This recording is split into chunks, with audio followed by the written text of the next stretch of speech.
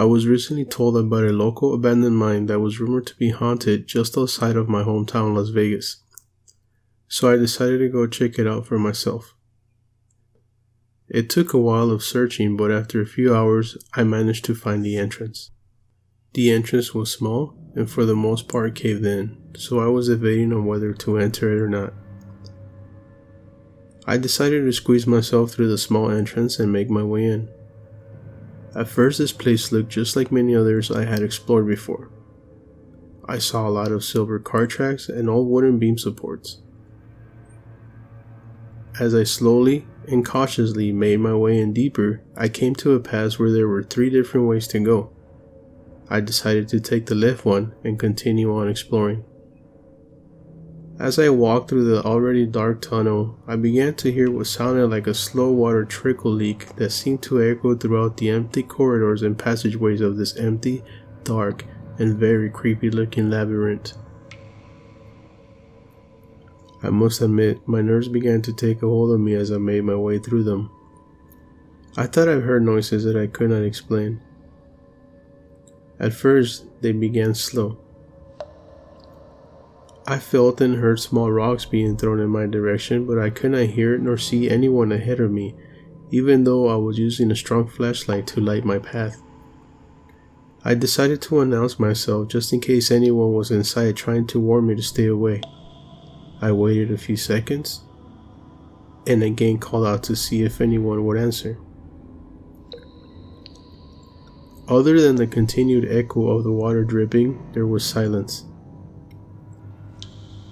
Now, I cannot say for certain, but I thought I heard a light laugh of either children or an old lady.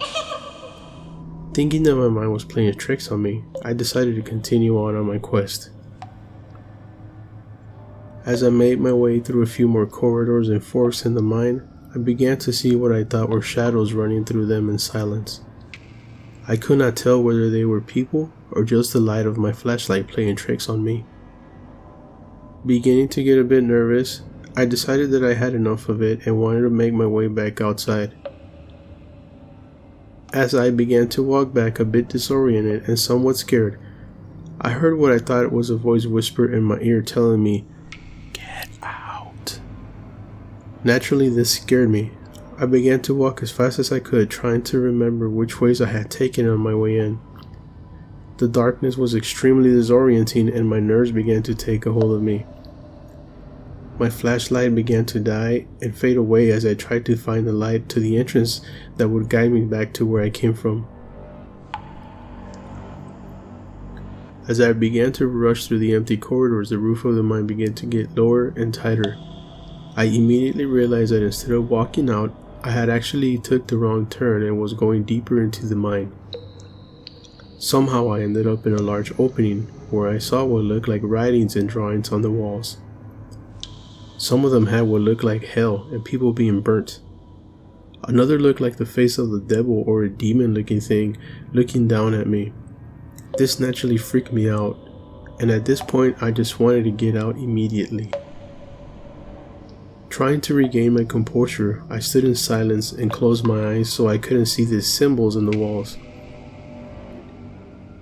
I tried to focus on heading back outside, but as I sat there listening to the echo of the water that continued to drip all around me, I heard what sounded like footsteps and an evil laugh directly behind me. I screamed and I tried to run out of there. By this time my flashlight had completely failed me and my heart was racing and beating fast as if it was trying to get out of my chest. My sweat was very cold and my legs began to shake uncontrollably. The walls began to compress and I began to go into full panic mode, not knowing which way to go. I remember that I had extra batteries in my backpack, and as I was nearly running inside these empty dark spaces, I reached behind me to grab them. My heart stopped. I could not find them. Then I remembered that I had left them back in my truck, thinking that I would only spend a few minutes inside and it wouldn't be necessary to take them with me. The footsteps were getting closer and louder, and they were very close behind me.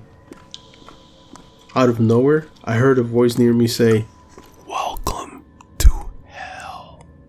I screamed and I ran in the pitch darkness and in panic mode I've never felt before in all my years of ghost hunting. As I was running away from whatever was there with me, I suddenly missed my footing and fell down an open shaft. I don't know how far I went, but it seemed like fell for a long time. Everything around me had slowed down. All of a sudden, I felt my body give a huge jolt, and when I opened my eyes, I saw my wife standing next to me holding my hand. I didn't realize that it was all just a dream.